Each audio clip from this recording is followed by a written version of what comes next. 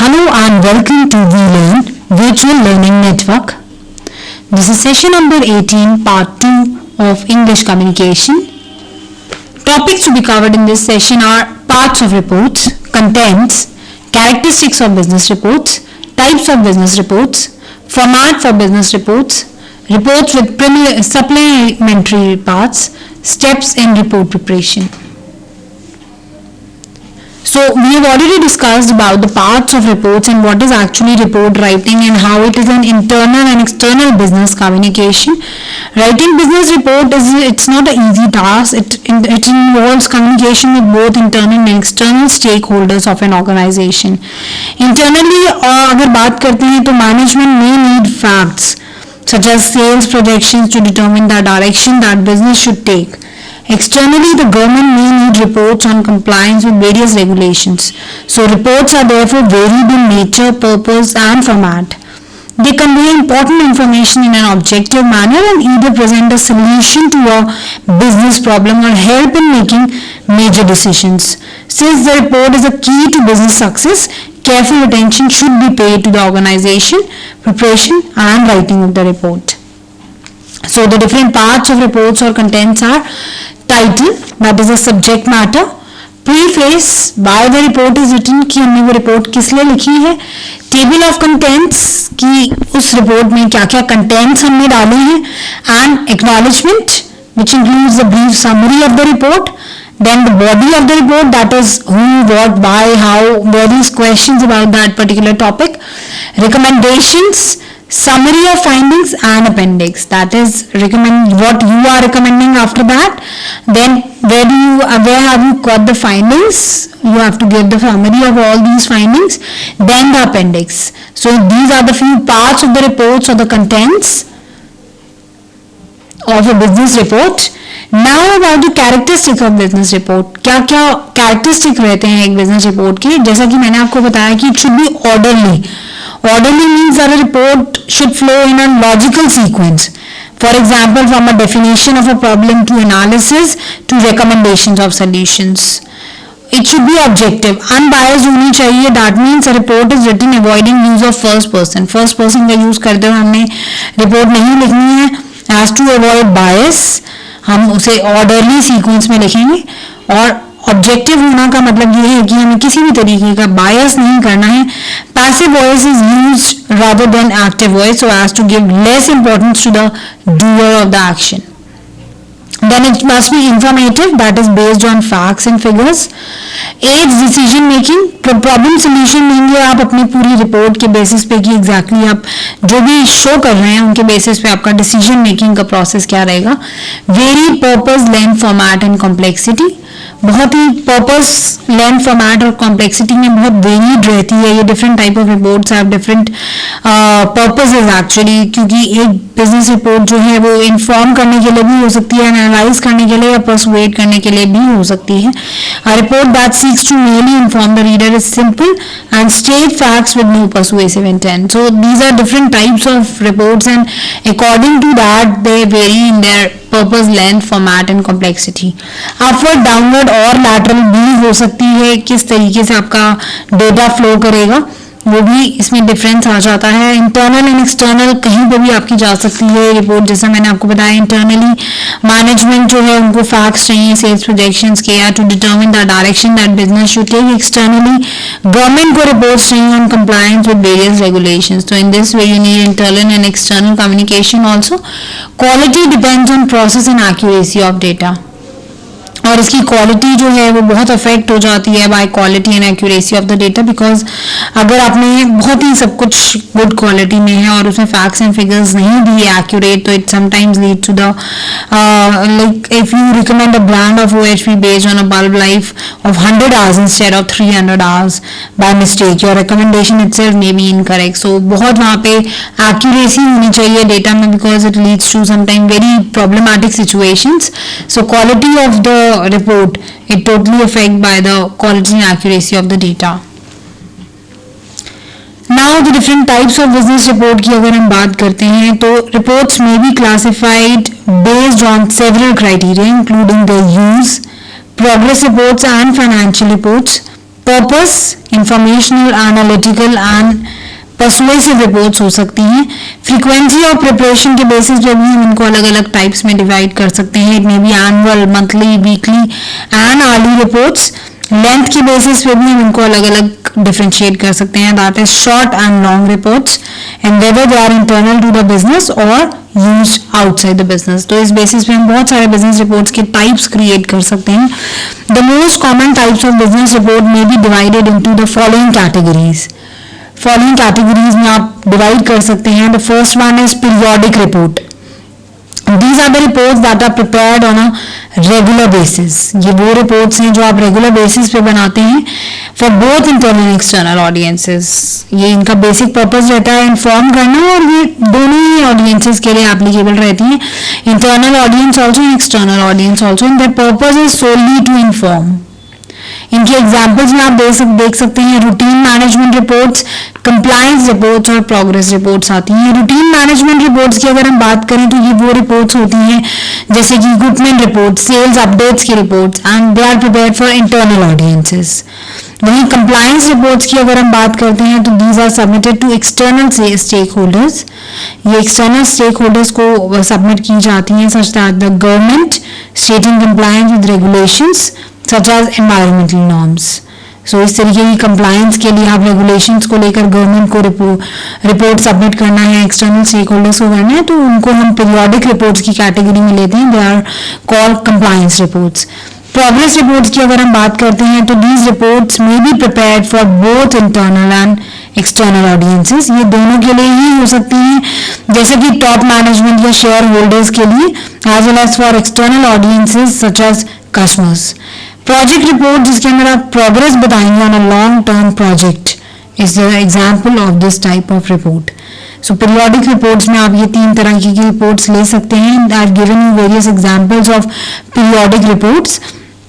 Now another type of business report is proposals. Unlike periodic report, the purpose of proposal is to persuade.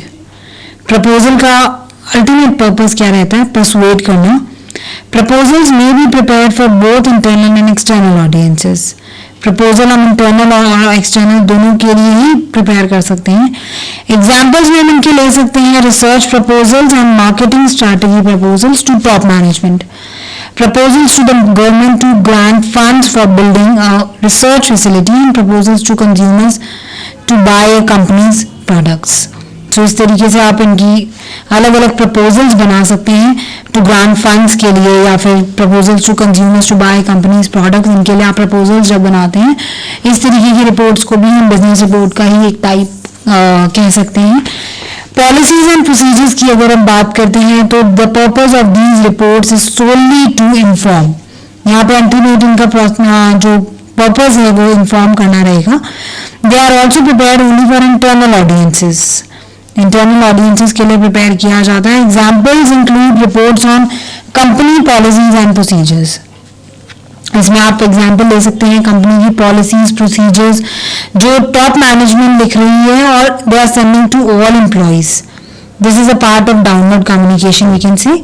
सो इस तरीके की policies, procedures का ultimate motive inform करना रहता है। Situational reports की अगर हम बात करते हैं तो these are one time exceptional reports that are prepared when a unique event occurs. ये वन टाइम एक्सेप्शनल रिपोर्ट्स हैं जो कि प्रिपेयर की जाती हैं when a unique event occurs. For example, if sales of the company has shown a significant decline, a study may be carried out to determine the reasons for declining sales and a report prepared on the findings. Similarly, a market feasibility study may be carried out before launch of a new product and a report prepared based on the study.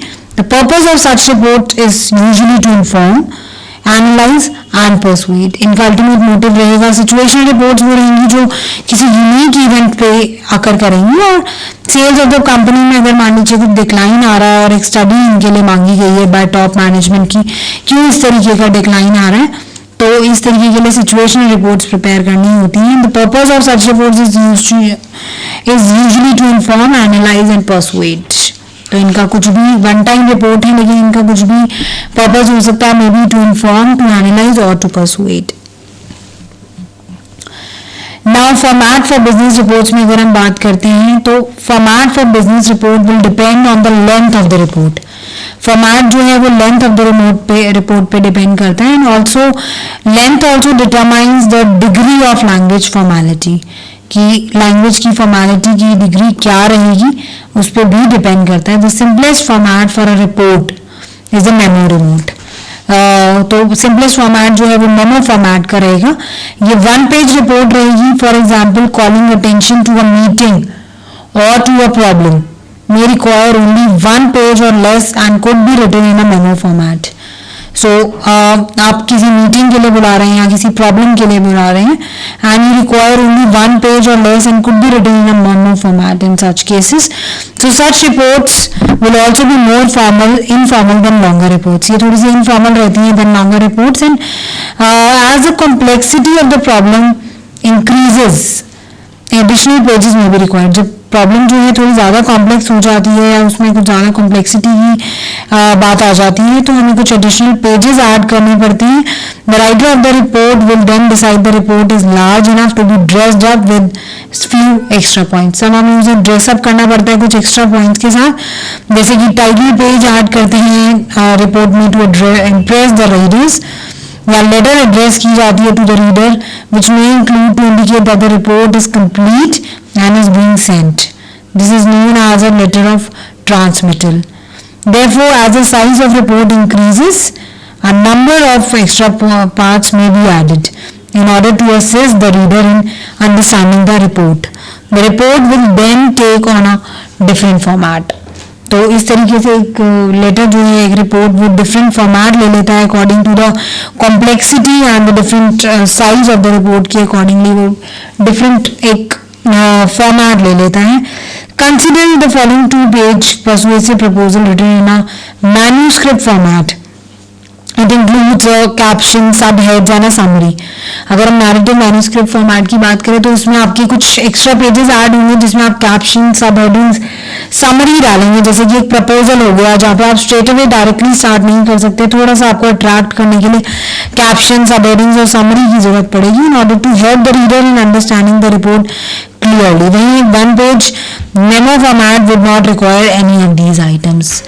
Narrative format की अगर हम बात करते हैं जिसमें आपको extra format, extra parts चाहिए जैसे कि रिसर्च रिपोर्ट्स, ताकि आप अपने रीडर की अंडरस्टैंडिंग को असिस्ट कर सकें, उन्हें अच्छे से बता सकें एग्जैक्टली आप इस फॉर्मेट के थ्रू, इस रिपोर्ट के थ्रू क्या कहना चाहते हैं. Then about the reports with supplementary parts. कुछ रिपोर्ट्स में हम देख सकते हैं कि कुछ सप्लीमेंट्री पार्ट्स रहते हैं. Reports running to several hundred of pages, such as research reports, will require a greater number of assisting items. They will also be much more formal in terms of language use and methods of presentation and compared to the memo, which is at the informal end. So this is about the different types of business letters, business formats in report writing. Now about the reports with supplementary parts. एक supplementary parts क्या क्या हो सकते हैं. First is preliminary parts, जिसमें कि सबसे पहला आता है लेटर ऑफ ट्रांसमिटल, जो कि आप रिपोर्ट की ऑथोराइजेशन उसमें देते हैं. एक लेटर अटैच किया जाता है रिपोर्ट के साथ when it is sent to the readers. ये ग्रीटिंग की तरह भी काम करता है और एक रिपोर्ट के इंट्रोडक्शन की तरह भी काम करता है. For example, in a research report, letter of transmittal shown below is addressed to the person in an organization who authorize study. तो एक लेटर ऑफ ट्रांसमिटल जो है वो उस पर्सन को दिया जाता है ऑर्गेनाइजेशन में जो स्टडी के लिए ऑथोराइज है.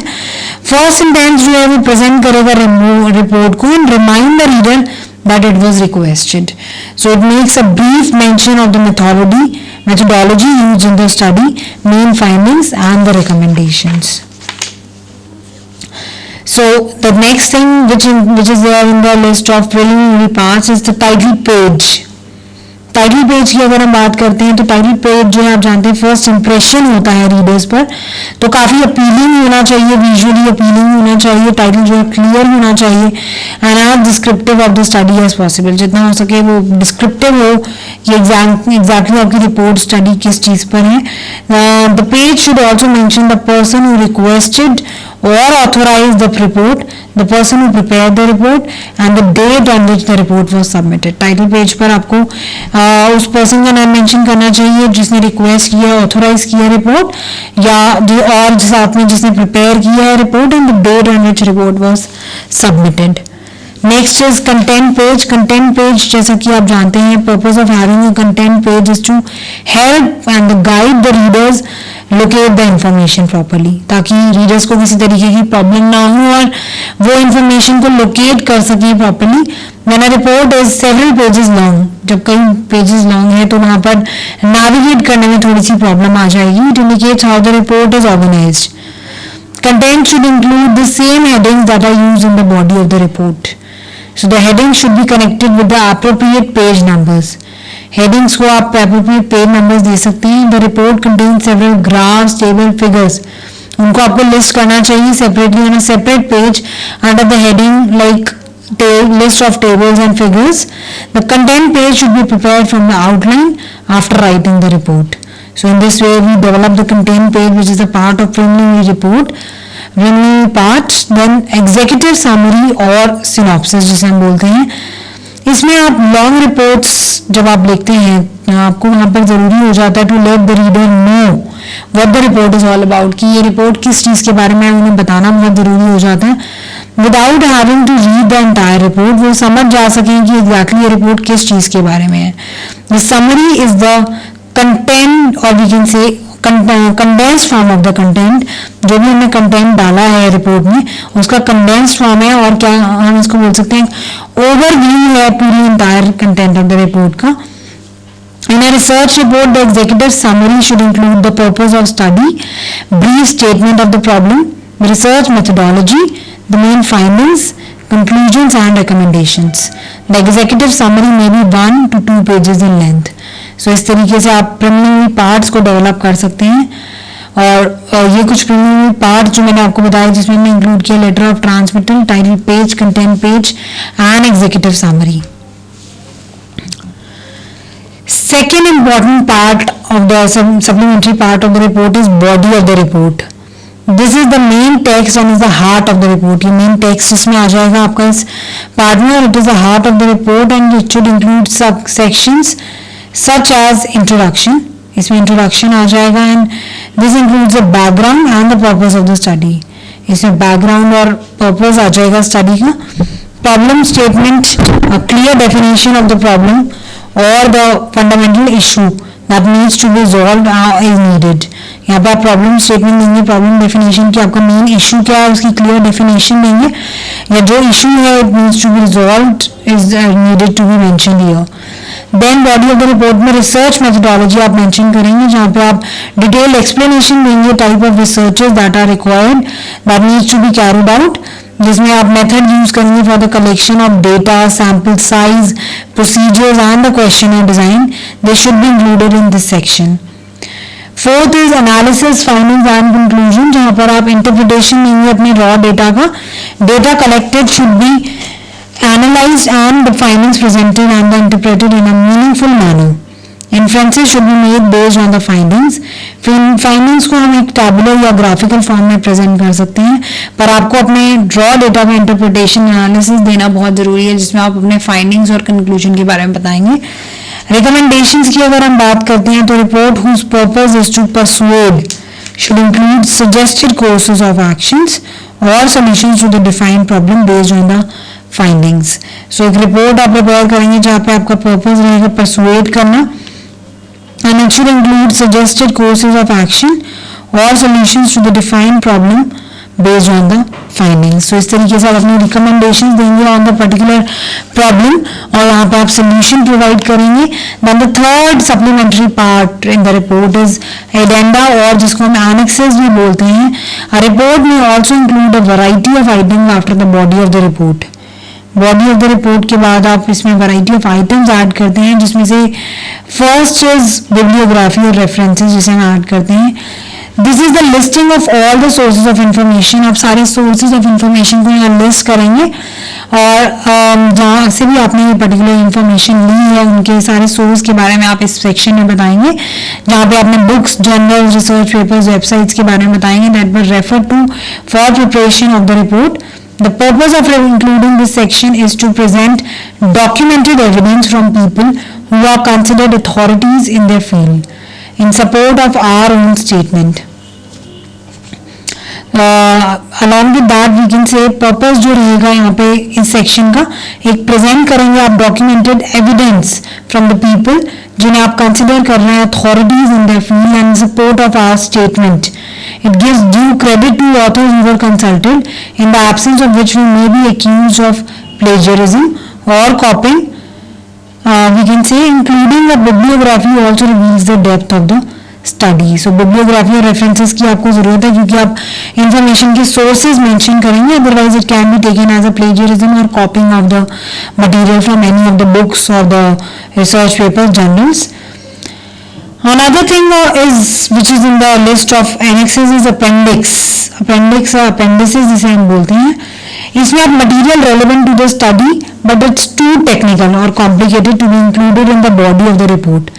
कुछ ऐसा मटेरियल है जो बहुत ज़रूरी है उसमें ऐड करना आपकी रिपोर्ट में, बट बहुत ज़्यादा टेक्निकल है और इसको लिखना भी ज़रूरी है, कॉम्प्लिकेटेड है, फिर भी इसको इंक्लूड करना ज़रूरी है, तो हम इसे अपेंडिक्स में डाल देते हैं. दिस इज बिकॉज अदरवाइज ये रीडर की एबिलिटी में बहुत बड़ी एक ऑब्स्ट्रक्शन क्रिएट करेगा, हिंडर करेगा टू ग्रास्प द मैसेज, और वो मैसेज को ग्रास्प नहीं कर पाएंगे. Example of such items include cover letters for questioners. ऐसे में आप कवर लेटर्स इंक्लूड कर सकते हैं क्वेश्चनर्स के. Questionnaire themselves maps summarizes summaries of raw data, computerized models and mathematical statistical formulas.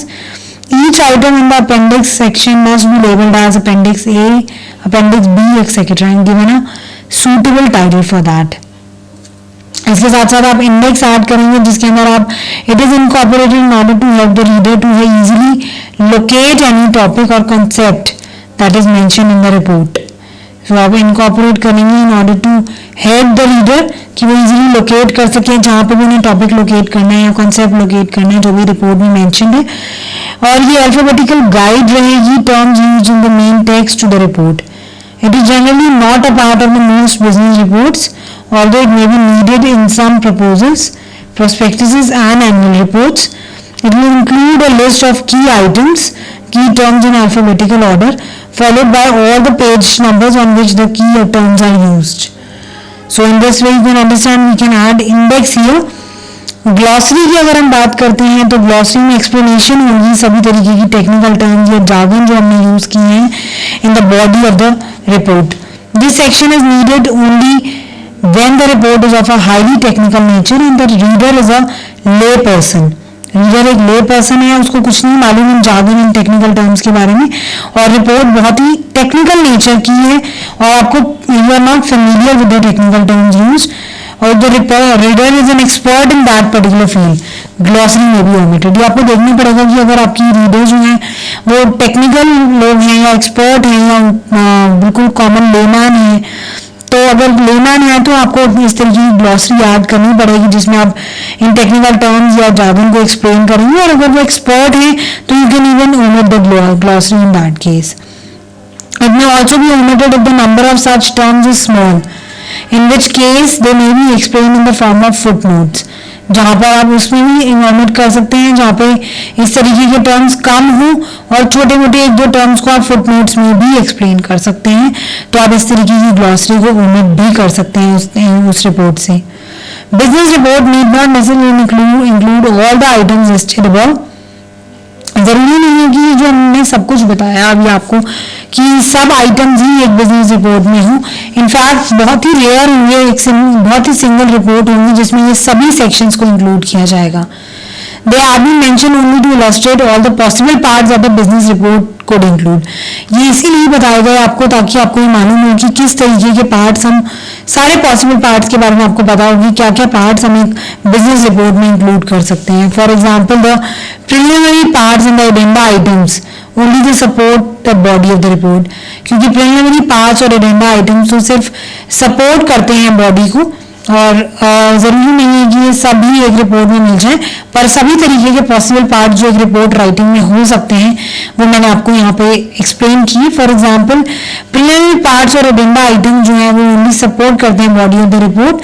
So purpose, type, length and formality of the report would determine which of the sections to include. कि वो किस चीज़ के लिए लिखी जा रही है, उसका टाइप क्या है, फॉर्मेलिटी, लेंथ, इन सब चीज़ों पर डिपेंड करता है कि हमारी कितनी लेंथी होगी वो रिपोर्ट और कौन कौन से सेक्शन उसमें इंक्लूड किए जाएंगे और कौन से नहीं किए जाएंगे। तो यहाँ पे हमने सप्लीमेंट्री पार्ट्स के बारे में जाना कि रिपोर्ट में क्या क्या सप्लीमेंट्री पार्ट्स होते हैं। इसके साथ साथ हम स्टेप्स के बारे में भी जानेंगे कि रिपोर्ट राइटिंग में क्या क्या स्टेप्स रहते हैं, हम किस तरीके से गैदर कर सकते हैं, ऑर्गेनाइज कर सकते हैं, कैसे सॉल्व कर सकते हैं problems.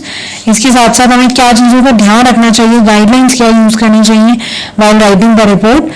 But now I would like to say that is all for this particular part. We have done types of business reports as well as we have done the format for business reports. और हमें क्या क्या चीज़ें add करनी चाहिए, क्या क्या supplementary parts रहते हैं एक रिपोर्ट में, जिसमें हमने ये जाना कि प्रिलिमिनरी पार्ट्स जो है वो लेटर ऑफ ट्रांसमिटल और content page, title page, executive summary और सिनॉप्सिस आ जाते हैं।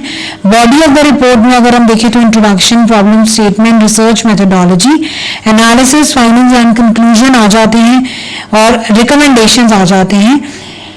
और थर्ड अगर हम देखते हैं एडेंडा और नेक्सिस के बारे में, जिसमें बिब्लियोग्राफी या रेफरेंसेस आ जाते हैं।